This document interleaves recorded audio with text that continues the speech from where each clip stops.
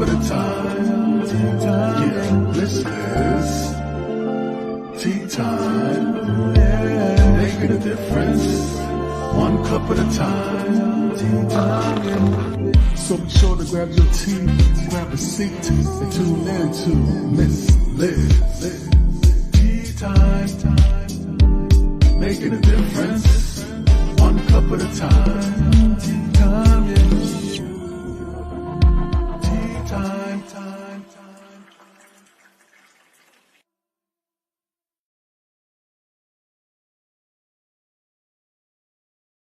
Well, welcome back, everybody. We are here for a new week, and I have two incredible guests today. This afternoon, I have the incredible Mark Smith joining me, and tonight I have W.L. Hawkins joining me, and she's a returning guest from season 3. So be sure to check that out at 7 p.m. Eastern Standard Time. But before we get started, head over to the YouTube channel, give that a quick subscribe, ring that little doorbell, and you'll be notified when all these tea times are live and going out. We have different topics, different subjects. Some are trigger warnings, so if they do trigger you, please, I will not be offended if you cannot tune into that tea time. But today we have an incredible guest here. We have Mark Smith joining me. He's a former wrestler, author, recording artist, and he's a father. We're going to talk about a lot of things, and we're going to bring in the Bubba, because I might just have some time where my tongue is just a twisting and a turning, and we're going to bring in the Bubba sister today. We're going to have some fun, we're going to have some laughs, we're going to have some jokes, and we're going to just sit back and have a good strong cup of tea. And if there is anything that you would like to know about Mark, and I haven't mentioned it, please go and check him out on my Facebook page, all that good stuff. But before we get started, here's a disclaimer, and then we're going to give you a little bit on Mark, and then we're going to get Mark in here, and he's going to spill a good strong tea with you all today. Disclaimer for Miss Liz's Tea Time live show. Miss Liz myself is going live using StreamYard. Before leaving a comment, please grant StreamYard permission to see your name at StreamYard.com. Please be advised that the content brought forward for any Tea Time show hosted by myself, Miss Liz, is always brought forward in good faith. However, may bring forward dialogue and opinions that are not representative of my platform. The facts and information are perceived to be accurate at the giving time of airing. All Tea Time guests and audience participants are responsible for using their good judgment in taking any action that may relate to the discussion. The content brought forward may include discussions for some where they may be emotionally at risk. It's significant to know that this show is engaging in discussion forums only to offer and inspire awareness and connection, and is not providing therapeutical advice. If you have any questions about the disclaimer or the panelist discussion, you may freely contact me, Miss Liz, through my email at bookingmissliz@gmail.com. Moving forward, should you choose to voluntarily participate in today's show in any aspect, I myself, Miss Liz, welcomes you. And should you decide that the show is not made for you at this time, I respect those wishes, and we'll see you at a later show at a later date and time. And again, this year, following like last year, all tea times are on Thursday, unless it's a surprise tea time or a rescheduled tea time, which will be done on a Monday or Tuesday. So now a little bit on Mark. Well, Mark grew up in a broken home with an abusive dad. Reverted to sports and was due to report to spring training with the Atlantic Braves. He was attacked and lost his ability to pitch. His future would be pro wrestling and divorce. After another catastrophe, I know I'm not saying that word right, he stepped into a church, became a minister, a husband, a father, and a multiracial family of 8. Was raised in a community in rural Georgia. Racism was present and prominent in the Deep South. Married 30 years to Brenda, now living in Tennessee, USA. So let me get Mark in here, and we're going to spill some good strong tea together. Welcome, Mark. Now, did I get any of that right or wrong?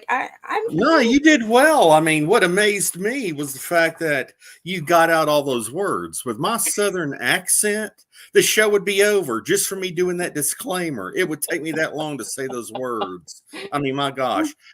It's catastrophe. Just let you know. See, you know what it is? It's because I pronounce letters instead of the sounds. I do that all the time with my dyslexia, and that's why I have pronunciation issues, right? Because I pronounce the letter as I see it, right? Well, sometimes I get my syllables wrong, so it's okay. So anyway. Well, there we go. We're even, right? All right, there you are. Yeah. I'm a Bubba from southern part of the U.S. in the state of Tennessee, where Jack Daniels is made, and the Grand Ole Opry is alive, and country music is alive, and all that. So we have a twang, and like I said, it was amazing just hearing you go all those words. That would have been a 45-minute sermon. All right. Maybe that's something I could do in the future as a sermon. There you go. I'll loan you. Oh my goodness, we're not having. So, Mark, I think we're having a little bit of technical issues here. We're having like some little glitches there. I don't know. The little worms are in here. It was just in on my you. in my tea again. I'm not sure what's going on. I moved my head, so I was flowing well. I don't know what was going on. No, it's okay. Now let me explain to the audience. Okay. Number one, I'm not the best looking guy in the world. In fact, I look better with a blurred screen. Okay, so that helps. If you're angry with what you see, my daughter and son-in-law got me one of those circle light things or whatever, and I've got it on the big ring light. Yeah, and there used to be a kids show back when I was a little guy, back in the Stone Age, and it was called Romper Room. Oh, I remember that. Well, those circle lights remind me of Romper Room. I really bad want to look in the middle of this light and I see Joey and I see Richard and I see, stop doing that. You know, I want to do that, you know. So anyway. We were kind of giving our ages away here by mentioning these oldies, right? But we need to bring these oldies back. Yeah, I remember Bozo the Clown and all that. Nowadays, you realize how many kids would be going into therapy if Bozo the Clown was still going strong? They'd be yelling, yeah. Uh-huh. Mark, I want to get into who you were as a little boy and who you are now as a grown man. I know who you are because we've been talking back and forth. We're like brother and sister, right? Yeah. But for the listeners out there, who is Mark as a little guy and who is Mark now? Very insecure. My father, now I'll preface with the fact that my father was actually beaten with chains as a child. So, you know, I've gotten the occasional fist, you know, the pops, that kind of thing. My dad, I probably, if I was the prince, he was the king of insecurity. And I think in some ways, the kids were a way for him to take things out for him to project.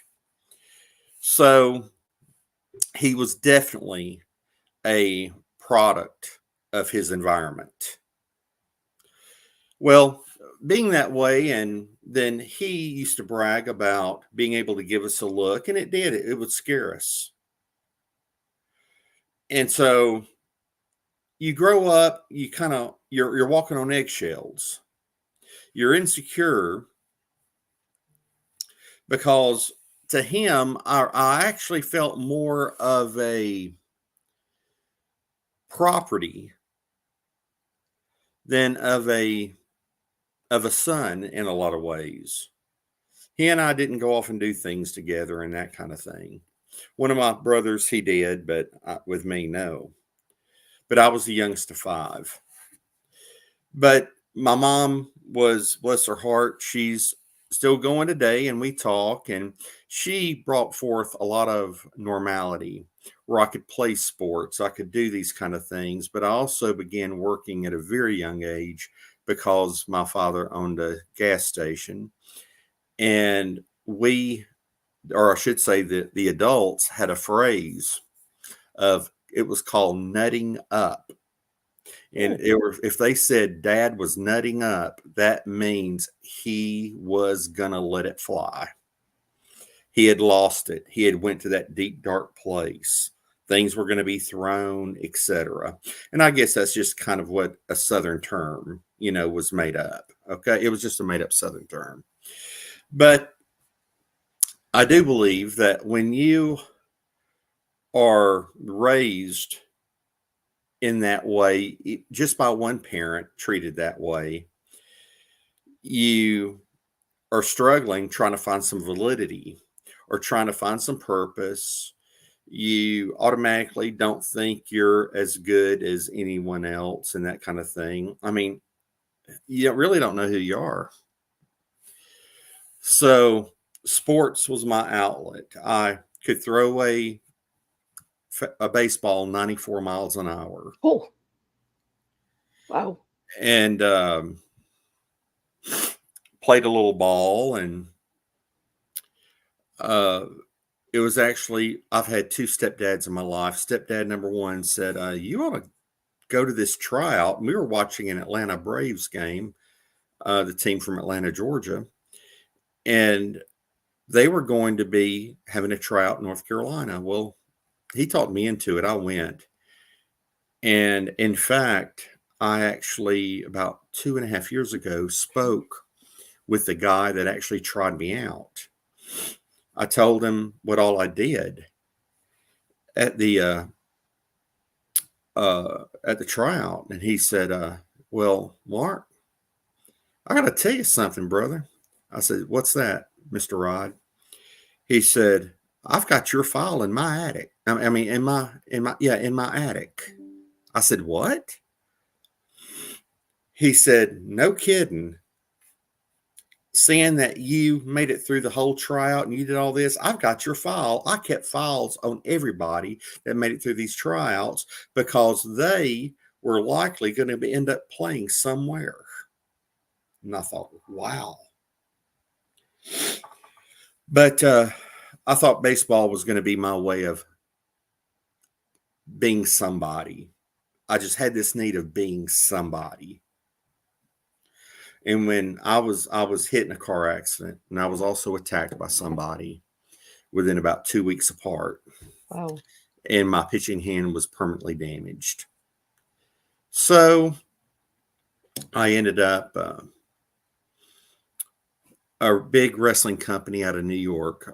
People know them today as WWE. They were at that point WWF, World Wrestling Federation.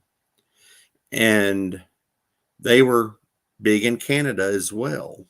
Largest company in the wrestling company in the world. And so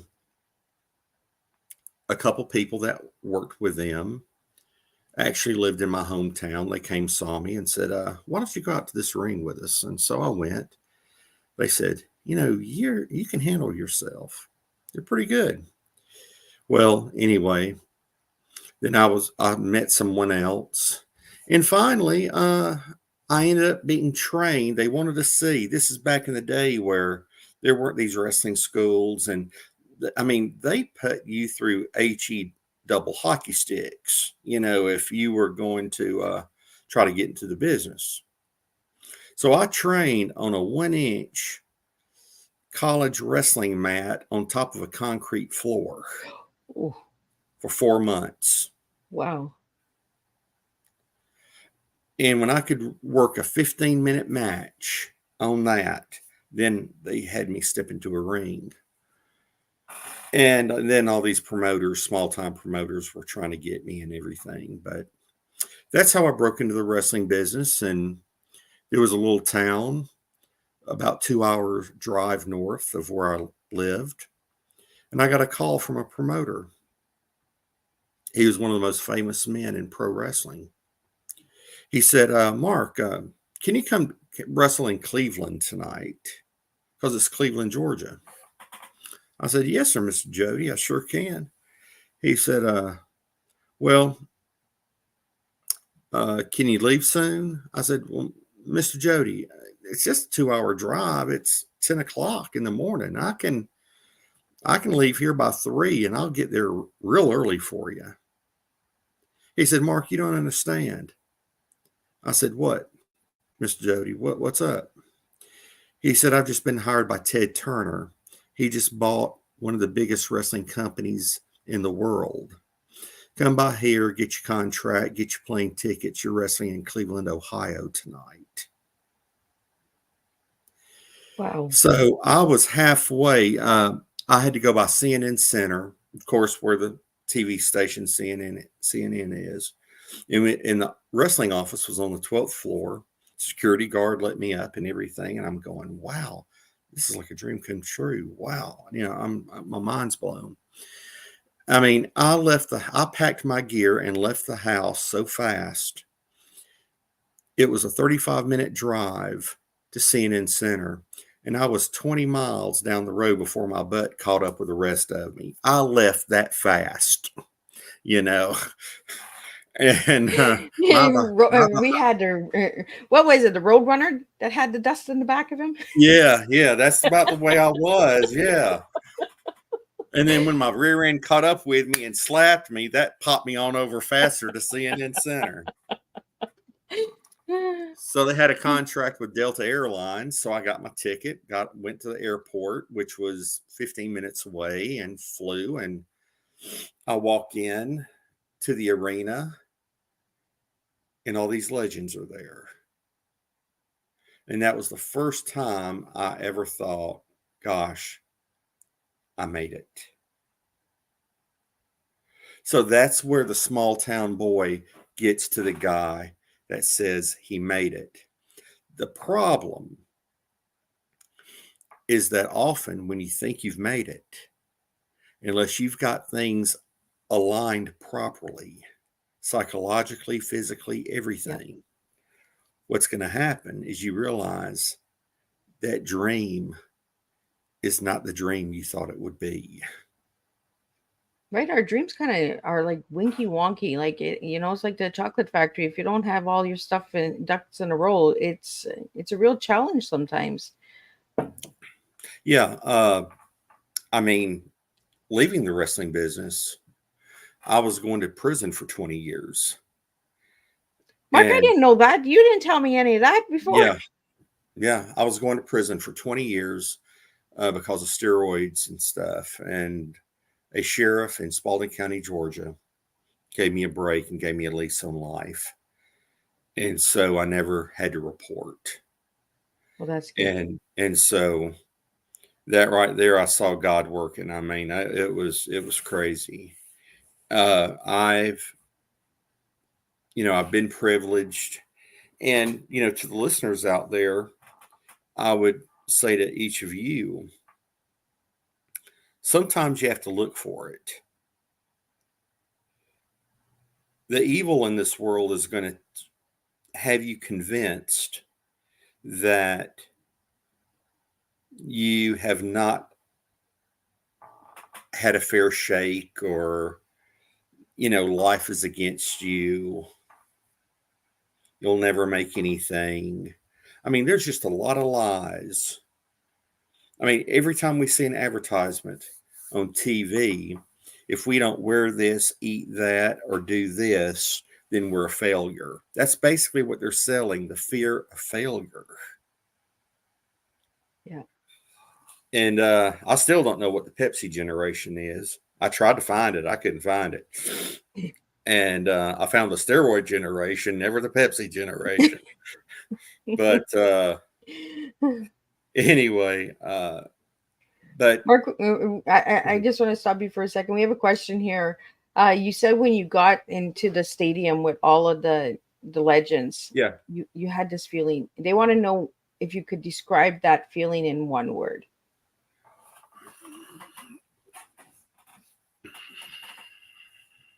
Being a little guy. Small town boy coming into this big arena and seeing everybody in front of you. How did you unbelievable feel? Unbelievable.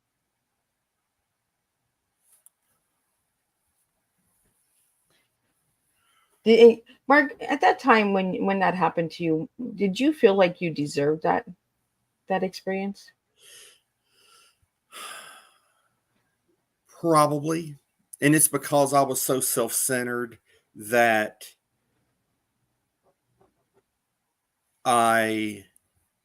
it's that part that's not aligned, that think you deserve everything. You're selfish. Youth definitely was not in my favor. Therefore, I had no wisdom. So it's kind of like these stars, movie stars, or especially musicians that make it so fast. And then They're all of a sudden, they look around and go, what do I do? I'm here. What do I do? And the only thing you do is you follow the crowd.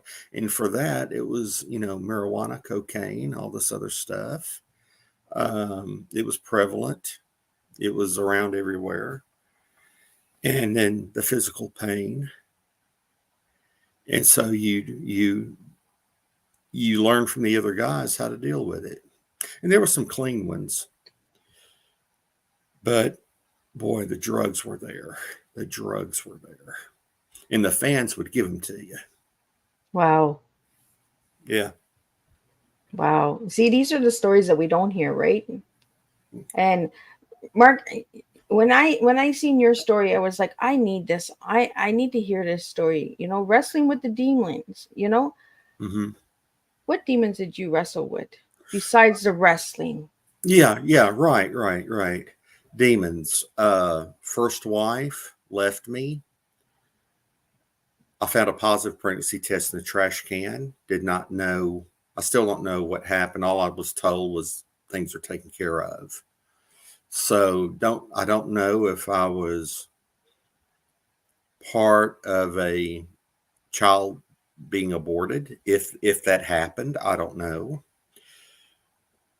Destroying relationships, being willing to hurt anybody at any time. And if it's in the ring, being willing to hurt anybody at any time for basically any price.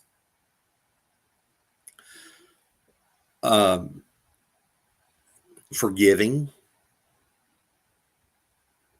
Of course, with that, you're talking about carrying grudges. Yep. And those are a lot of demons. And when Brenda and I got married, I was a youth minister at a church. I still was fighting demons.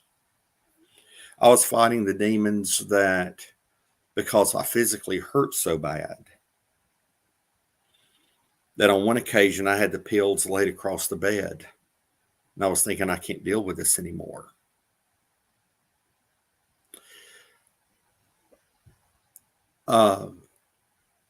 The demons of feeling like my best years are behind me. Therefore, what do I have to live for? And if it wasn't for the love of the children and Brenda, I wouldn't be here. And I want to get into that story of Brenda and the children, but I want to get into, because I asked you for your T and you gave me trust enables action. I want to get into the T a little bit. And I think that's going to flow into Brenda and the children, because we were talking backstage, and I think it's truly amazing what you do, Mark, for these kids. But why those words? What does trust enable action? Well, trust. I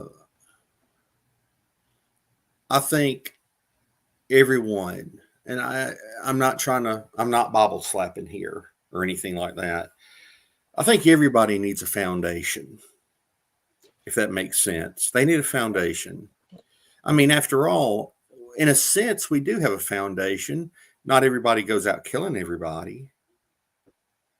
I mean, if you think about it, whether it's the Bill of Rights, the Constitution, you think of just laws that we think are so simple, everybody ought to know them.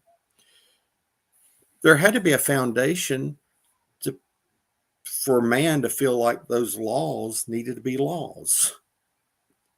So we actually do have a foundation.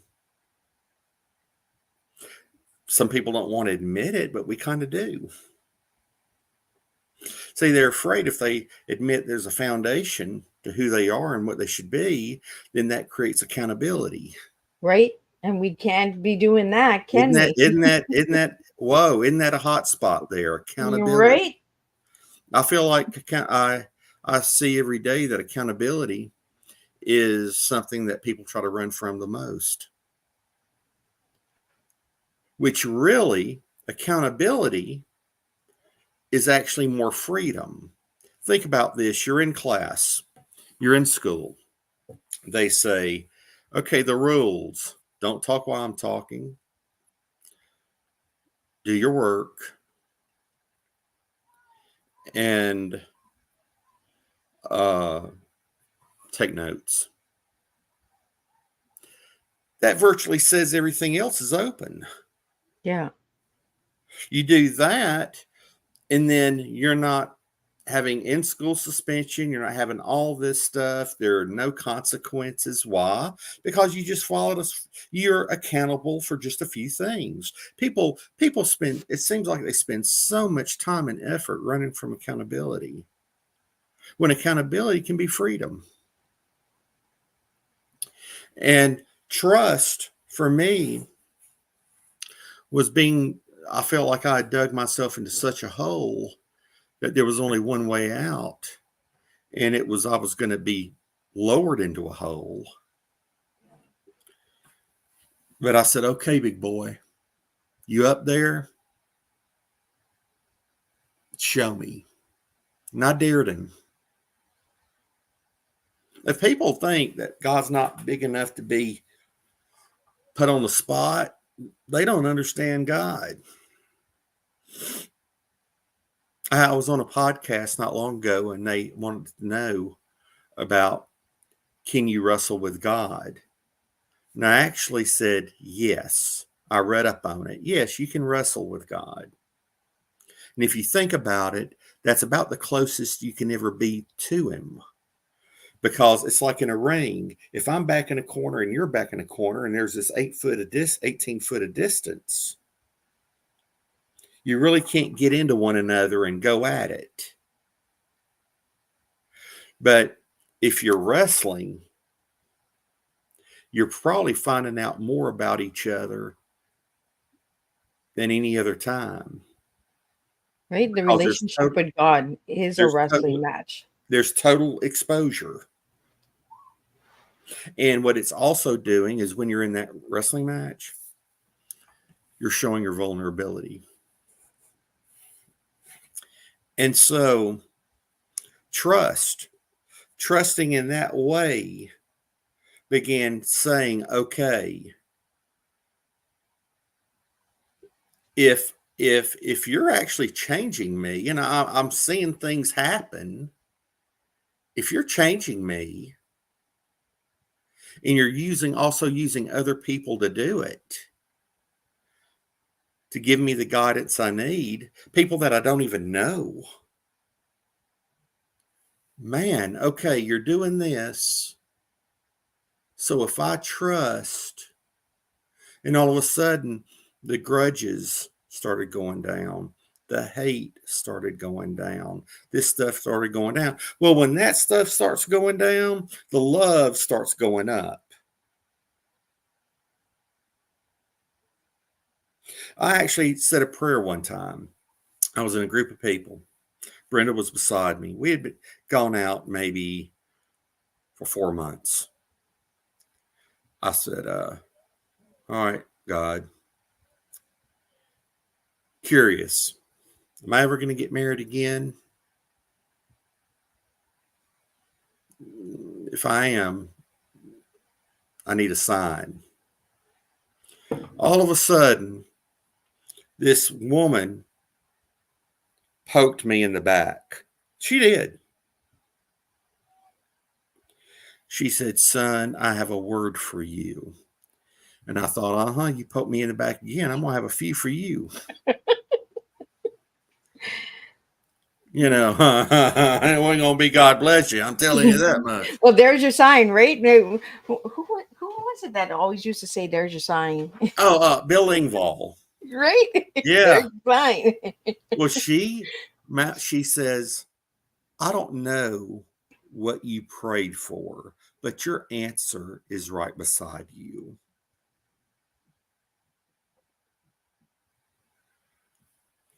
I said, okay, message received. You can stop poking. You stop poking. Yeah. And so that is actually, that really happened. I was getting people poking me all the time, telling me something. And I'm thinking, crap. And everything they're saying is right. Everything they're saying happened. So how did Brenda go from the poking Brenda to the wife of Mark? Well, this woman that poked me now, her hair had gone through gray, white, and it was past blue into purple. I figure she was Abraham Lincoln's prom date. Okay. Now, how did Brenda become my wife? Okay. We were just continually going out some, and it got to be just a natural thing. We knew what time we were going to go out and everything like that. After a while, you just stop asking. It's just a normal thing. It was that way for both of us. And she looked at me one day. She says, "By the way," I said, "Yeah." She says, "I've been doing a little talking to him too." I said, "Him?" She looked up. I said, "Okay." She said, "Yeah, I feel all right about marrying a minister." Well, then, doggone it, I get a letter from a school in Iowa that wants to give me a free ride. And we end up getting married after only dating each other like 6 to 7 months. Wow. Because if we go as a married couple, we get more benefits and everything. And we already knew we were going to get married. So might as well just bite the bullet. Just do it. Do the Nike. Just do it. Just do it. Nike. I want a free pair of shoes because of that. All right. Nike, if you're listening, or anybody that knows Nike, get the man a pair of shoes. I need some shoes. Okay. I hope that was pitiful enough. I need some shoes. Anyway, but so, we had some fun with it. When people said, when y'all get married, about time for y'all to tie the knot. I said, "Yeah, your invitation is actually in the mail." "Really?" I said, "Yeah, Brenda's pregnant." She wasn't. We had so much fun making people think we were getting married because she was pregnant. And we loved it because it just ticked off our families that we would say that. That just made it more fun. Anyway, so we did. We actually, Mike Curb with Curb Records, some of his people heard us. That's where we were doing concerts all over the place, Chicago, up toward Minneapolis, also in Indiana and all these places. And we would go to Florida and do some Texas, blah, blah, blah, blah, blah. And if it wasn't for the concerts, we couldn't have eaten. We probably wouldn't have been able to afford to eat, really. But that's the story. And Brenda she tells me today that even back then, I said, "You know what? We're going to be foster parents one day." So that's that story. Well, because you were telling everybody you were going to have a baby, so you had to have a baby eventually, right? I guess so. We didn't know you could have babies in courtrooms, though. We didn't know how that worked. Well, and that's the difference of, the different families out there that we don't talk about, and people that adopt. And we were talking about this before we went live, and that's why we were a few seconds late, because we got into a nice conversation in the back, Mark. And I think for the listeners out there, we need to bring that to the table, right? Is the difference that you make by adopting a child. We were talking about them not feeling like a trophy and property. Let's get into that a little bit, but I want to get into how you got your adopted children. Well, what happened was, as I said, Brenda told me years ago that, I don't know, 20 something, 30 years ago almost now, that I'd mentioned about fostering. And I really didn't understand fostering. What happened was we were serving in a church, and these kids came in that we had never seen before. Found out they were in the system. Found out that one of them, or a few of them, lived with a woman that put a padlock on her refrigerator. And we thought that was pretty bad. These kids would get $1 a day allowance. And another foster parent was, if they went through McDonald's or anything, they would not be like a parent and pay for their child's meal. They would make the child pay for it out of their allowance. Wow. And so we started hearing these things, and man, it was really bothering us. So we said, okay, we'll do training, and we'll do it through an agency so that we are better equipped in that we have more tools. So we did that. The first girl we ever had, it was a girl, 15 years old with 2 babies. Not twins. She got pregnant the first time when she was almost 14. Well, we taught her how to be a parent. We also were like grandparents to the children. The girl ended up graduating high school, which she was not, they were not thinking she was going to do it. With a decent grade point average, she could have went to college, decided not to. The judge told her that she should not have her kids back, but by law, she was able to get them. She had to give them, or the kids. Well, she lost the kids in a year. Well, someone else adopted them, because once a kid cannot come back to your house. And so, come to find out, we had more pictures of the children than anyone else. So we actually are in contact with a family that adopted those kids. Oh, that is cool. Another one is that a girl that had been through in this region, had been through every home, was with us for like a year and a half, 2 years. We were actually talking adoption, and she was a hellion and a half. I'm telling you what. Well, she finally one day said, I just want to leave. I said, well, now think about what you're saying. I said, don't say it again. She said it again. And I said, okay, let's go shopping. I took her and handed her over to the caseworker. Her eyes were big. She realized Daddy wasn't playing. Of all things, she wrote me about 2.5 years ago, listed the things she had done and said, I'm so sorry. Could I be a part of the family? I said, honey, you never have not been a part of the family. For Christmas, she gave me, her present to me were adult adoption papers. Wow. It's the impact, right? The change that you make in a child's life when you take the time to listen. Even if they don't know it then. Yeah. Even if you don't know it then. For most of these kids, they do know right from wrong. If they are doing wrong, they're wanting to see if you love them enough to get them to do right.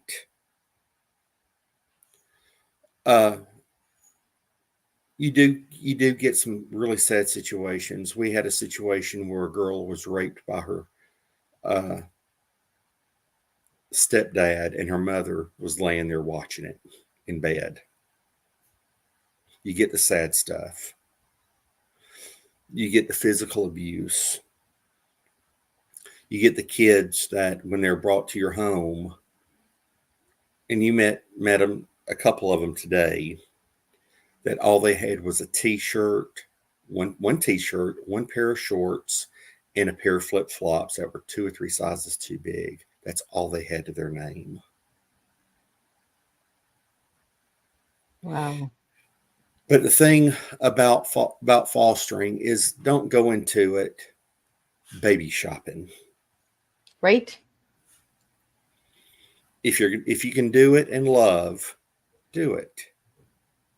If the parenthood is going to come about, it will come about, and it will come about very naturally. As I told you earlier, in the States, when you're in the system a year, they want that child to be adopted. Well, I'm sorry, nobody's telling me I've only got a few months to decide if I'm adopting a child or not, if I'm going to make that change to our family. It's going to be on me and Brenda's time. Yeah. And that's why things have worked out so well. Right now, we have 3 biologicals, we have 5 adopted, we have a Caucasian, 2 Hispanic, 1 African American, and 1 American Indian. So, when they ask me my race, I just check all the boxes, because when our African American son Jefferson, when we raised our hands, and said we would, take each other and make the vows, he looked at me and he said, "Dad, you're black now." I said, "By Lord, I am." So, he came up with this on his own, and he says, "Guess what else you can do, Dad?" I said, "What?" He says, "'Cause you're black, you can see in the dark." I said, "What?" He was just cracking jokes. And He's got a good sense of humor. oh yeah, they do. They have great senses of humor. And we've taken them to Florida, to all different states and things. They've traveled. They've met famous people, which is kind of cool. They've met some guys I used to wrestle with and so forth. And every once in a while, I'll go down and help train a few wrestlers. And I may take them with me just to. So are you still wrestling, Mark? I actually am thinking about doing a 2 or 3 match farewell tour. That's with 2 hip replacements, a knee replacement, bone spurs in my thoracic and cervical areas, with over 30 concussions. Yeah, I mean, I'm thinking about maybe doing 2 or 3 more matches for a goodbye. Oh, wow. So I found out that you're a recording artist when I did some of my research. So where does the recording artist come in? Well, what happened was, when we were in Iowa, we began getting heard by some, not only churches, but people that had recording studios. So then we began on a local level. We would to not infringe on copyrights, but do different songs and only do certain amount of copies of certain songs. Yeah. And then, to also not infringe on copyrights, what we would do is it would be by donation only. Brenda and I never charged to go anywhere. But one time, and I'll tell you this, in Chicago, we were poor. We had to eat hamburger helper without the hamburger. That's no joke. Our car was breaking down. I mean, we had stopped in Aurora, Illinois at a shop, and our car probably could, they said they didn't think it could make it to Chicago, but we had to go to Chicago and then head back to Des Moines, Iowa. And we were at a church and did 3 services that day, 3 different concerts, like 9 o'clock, 1 o'clock, and like a 5 o'clock or something like that. Never asked for anything. Well, the last song of the last concert, and we're broke. We maybe have $15 in the bank. Seriously. This pastor gets up, and I'll say his name, Ed Thibodeau. Great guy. Ed gets up and he just tells them, he says, "Folks, I think you ought to know something." And he told them how we didn't ask for anything or whatever. And we started hearing zippers unzip. And we're like, "What's going on?" Because we're exhausted. We drove through the night. Yeah. We're exhausted. At this point, we're on stage and we're sitting down, and our heads are almost like between our knees. We're just totally wiped out. We did 3 1.5-hour concerts. in one day. Oh, wow. He said, would the ushers come up, show Mark and them how you feel about them? Well, we walked out with between $600 and $700. Oh, wow. I was That's worth it. crying like a baby. I was crying like a baby. And then we get to Tennessee, and trying to think of the guy's last name. I can't think of it right now. His first name was Mike. Mike Bailey. He was a singer for a group. He said, I've got a recording studio. Come on in, guys. I'm going to do this for you for free. So we went in and we got about 500, 600 copies. And we did the entire album in one day. Wow. And again, donation only. But we were doing concerts in Alabama, Georgia, Tennessee, North Carolina, the entire southeastern United States. So, we've been fortunate. And a guy named Johnny Russell, before he passed away, they were actually talking to us about appearing on the Grand Ole Opry. Oh, wow. Have you ever been there, Mark? Oh, I've been there as a fan. I've never been there to sing, but this was going to be to perform. So Well, you just never know, right? The dreams there's no end to a dream. You can get on that stage still. If I do. But this is the thing. I'm at peace with it. You see what I'm talking about? Yeah. And I know there are these televangelists and everything talking about favor and that, you're going to get something so unbelievable. Hey, that could happen. But I'll tell you what, if you've got that T for the trust and you've got it there, that aligns everything else. With trust, you are enabled because you can build relationships. And with these relationships, you have no idea what's going to happen. I mean, when there's trust in your world and you can make relationships, that enables the dreams and the different things that you never thought of. It enables them to happen, and it enables other people to bless you. It really does. And it enables you to bless other people. There's something about that phrase, pay it forward. Right? Yeah. And Mark, the trust, the enable leads to the action, right? The action and the steps that we take. Yeah. You hear the word action and people think it's just move, but it's also the way that we treat people, one another, and how we bless one another and how we take the time to listen, like you've done with these children that you've adopted. And Brenda poking you in the back and saying, you know what, one day, but I really think that your story is really incredible, Mark, because you bring real raw to the table and you say, you know what, just give it a try, just do it. We go right back to just do it, just try it, just make that effort. We have a question here about your book, Wrestling with the Demons. Mm-hmm. How did you get the title? Well, really, it took maybe 3 minutes. I was just mulling over in my head. My wife, Brenda, and I were talking about it. And I don't know. It just boom. I said, Wrestling with Demons. I think the demons part led me into the wrestling part. The part that says wrestling, because of the fact I've gotten so frustrated with the news.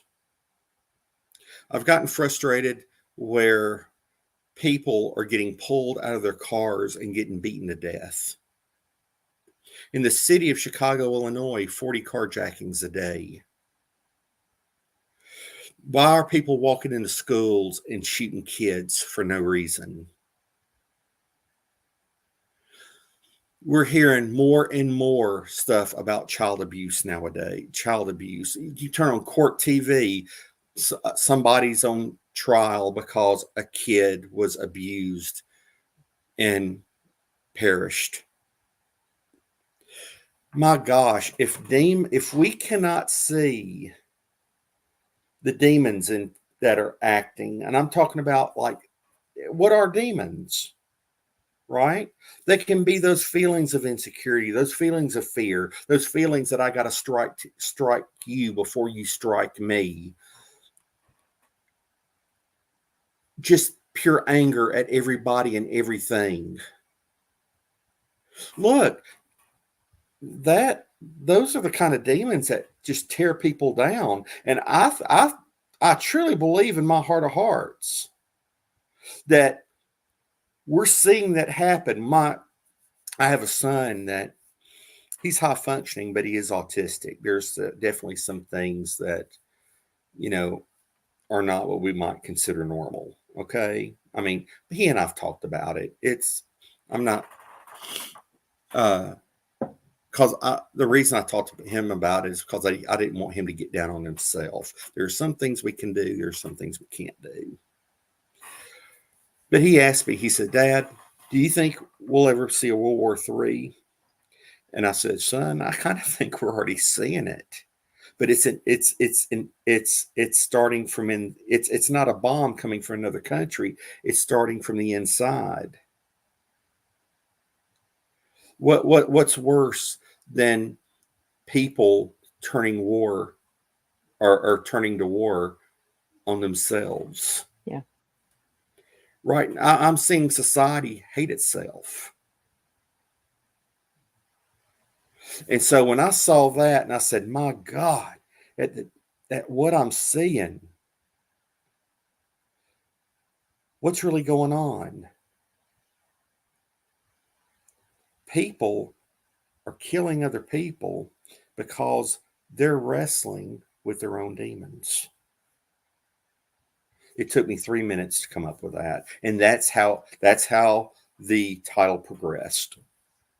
Well, I think when I've heard the title "Wrestling with Demons," I got an empowerment from it, because Really? we all have demons within us, right? If we're taking accountability and responsibility of ourselves, we all have fault in us because we are imperfect human beings, and we all wrestle with the faith and understanding, right? And we question God a lot. Why is this happening? Why did you put me here? How come I know this person? Why did this person come into my life? So when I heard the title "Wrestling with Demons," I understood it as an empowerment of, what, I'm wrestling with my demons within myself, but I'm also wrestling with the demons of the world, the demons that are not spoken about, the evil. Yeah. Right, the evilness that's out there. And I'm like you, when you listen to the news, you get angry, you get frustrated, you're disgusted, right? Well, Because I hate it. I mean, in the United States, a few years ago, just outside of St. Louis, Missouri, was a small town, Ferguson, and its citizens was burning the town, and the looting and things that take place. I believe looters are opportunists. Okay. But if we were to actually try to love our society,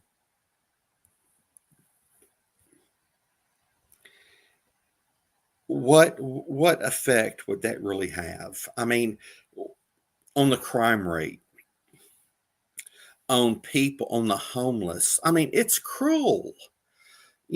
I mean, I know, we hear it every day. It's on the news every day here in the United States, that with people flooding into the United States the way they are, it's not that anybody's scared that, oh my goodness, we're going to get overpowered by another society or anything like that. But the fact is there's not enough housing. There's not enough food that's available when you have 10,000 people crossing in a day. A border. You know what I mean? And how do you deal with all that to where it's not cruel to the people? Because what's so sad is if people are just flooding over, and if the only way they think that they can eat is to hurt someone else, and then they're going to jail, I mean, there's no winner. And so it saddens me. Yeah. If that makes sense. It's not a bigotry, it's a sadness. I think this is why we need to get our stories out there, right? We need to start opening up. And yes, Wesley Curley, the second, I do see your comments coming in, and I will get them up in a bit. So thank you for tuning in and sharing. I will put up the comments that relate to the discussion. Thank you for tuning in. But Mark, I want to, the reason why we have to start sharing our stories and getting the hard stuff out there, getting the awareness out there, right, is to make a difference for the younger generation, to make a difference for these young generations that will probably not understand why the world is so angry at itself. We by sharing our stories, we're actually healing the world, because we're bringing openness, we're bringing heart and passion and purpose behind our stories, right? Like the passion and purpose you had when you were wrestling, when you were recording ministry, that's where the passion and purpose is for Mark, for you, right? Mm-hmm. And for me, it's the T. Like when we start serving our real authentic selves, then we really truly make a difference and we make a change in the world, right? And you're providing accessibility. Right. That's the thing. Anyone can get in front of a group of people and do a fire, rah, rah, rah. But I do believe people want genuine. They want what's genuine. And the best way if something works is to talk to someone that's used that product. And in this, I'm using God as a product. I'm referring to him as a product. But yeah, opinions are like, I'm not going to say it, but everybody's got. Okay. I think everybody knows it and has heard it, right? Right. Me, when people come and give me their opinions and it doesn't resonate with me, I'm just like, that's like an onion. There's so many different layers. Yeah. And some layers are just not made for Miss Liz, and that's okay. Some layers are. But you know what? When it doesn't resonate, I'm not going to put it into my body. It's like cutting the onion and cooking the onion and putting it into your body. If it doesn't resonate with your story and your mission and purpose in life, don't put it in, and don't feed it. Don't give it attention if you know that it's going to bring in that, because onion, sometimes if it's not cooked right away, it can be poison. It can be deadly. So, I always use the onion as a metaphor, because my grandma used to always say, you know what, peel those layers and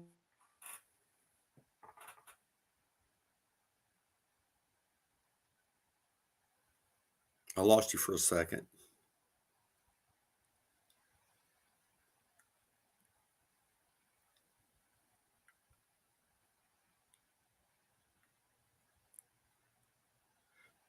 I do agree with you as far as peeling the layers.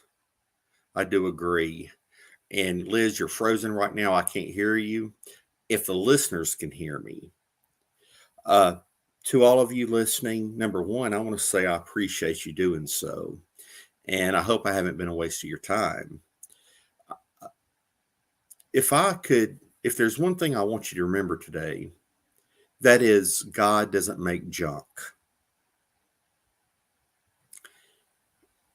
And if you don't know your purpose, you will. Because sometimes things are not in our timing. It's like things have to be aligned. And believe me, I hate the word patience. I do. Okay. And you know what? We had some little ringworms that were playing with Miss Liz's stuff again, and I kind of went down the ring hole. So, Mark, I'm back. Can you hear me? Yeah, I can hear you great. So, I just want to let you wrap up and give your final message to the audience and listeners Okay. out there. Now, when What's you it were on the gl- again? when you were out for a second, was I still on or was I out? I think we were both in the ring hole. I think we were talking about Okay. the onion too Okay. much and they didn't like the onion. But, Okay. technology, right? And Right. that's what it is when we're podcasting live shows. We have those glitches, but we just Right. got to come back and Yeah. we got to bring our best to the Well, I table. was So, trying to fill the time, so I just I didn't know. What I was saying was very real, very truthful. Uh, those of you, if you did hear me, I apologize. I'm going to repeat, and that is, if you could walk away with one thing today or a couple things today, what I would like you to know is that God never has made a piece of junk.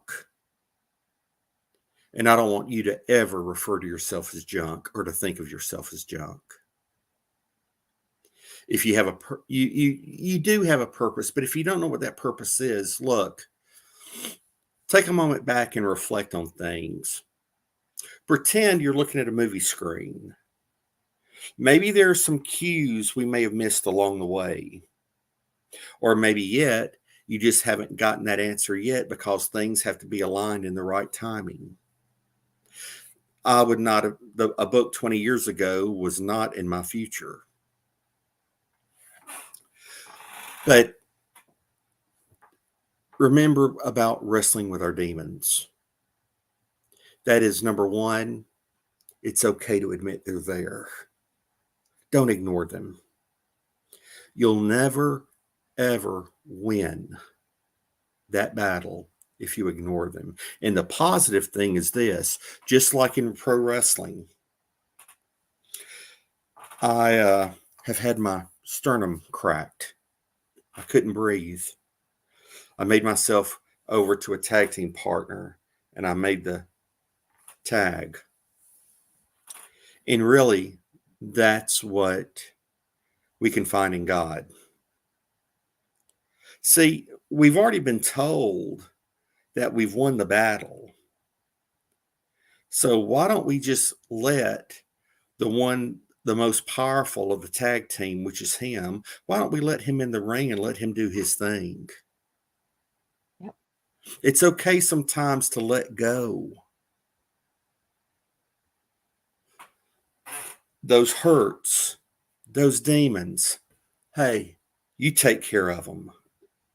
You take care of them, and guess what? I got the victory. We all want to win. There's no reason we should lose. We will have those ups and downs, that's for sure. But you're loved. Number one, I can say, those of you I've never met, I love you. And this young lady over here loves you too, because she's helping provide these things. She wants to see you lifted up. She wants you to know in those darkest hours, you can say, okay, I know I'm loved. I think love's the greatest thing we have. And last time I read a Bible, it said God is love. Now, I ought to tell you something, right? So, folks, know you're loved. And today, let somebody else know you love them.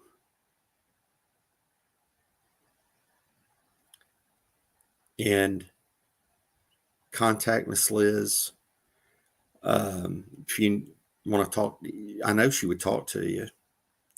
But if you need to talk to me, I'm giving her permission right now to give you my email. Okay?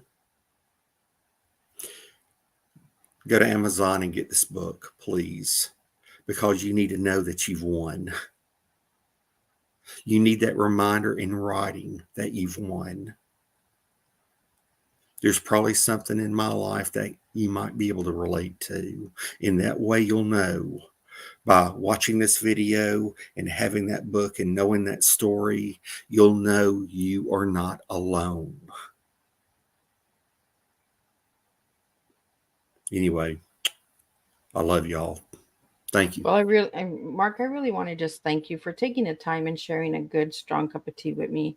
We became brothers and sisters from another mother. This is how it works. When you really take the time and patience to build relationships with your guests, you really do impact lives. Mark is not just a 1 hour fill in. Mark is my big brother, and he's going to look out for me, and I'm going to look out for him. That's just the way it works. I want to thank everybody for tuning in, all the supporters and that.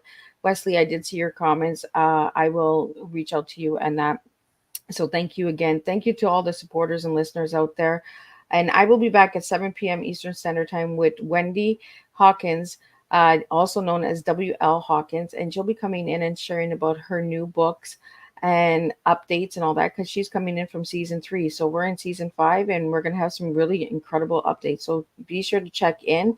And if you're watching these tea times on replay, please push hashtag replay and let me know where you're tuning in from. If you're tuning in from YouTube, Facebook, Twitch, Twitter, all of those platforms, Rumble, wherever you're tuning in from, let me know so that I can reach out and give you a good shout out as well, because I appreciate that. And I want to give a special shout out to Business Mind Media for the amazing write up that they've done on Miss Liz.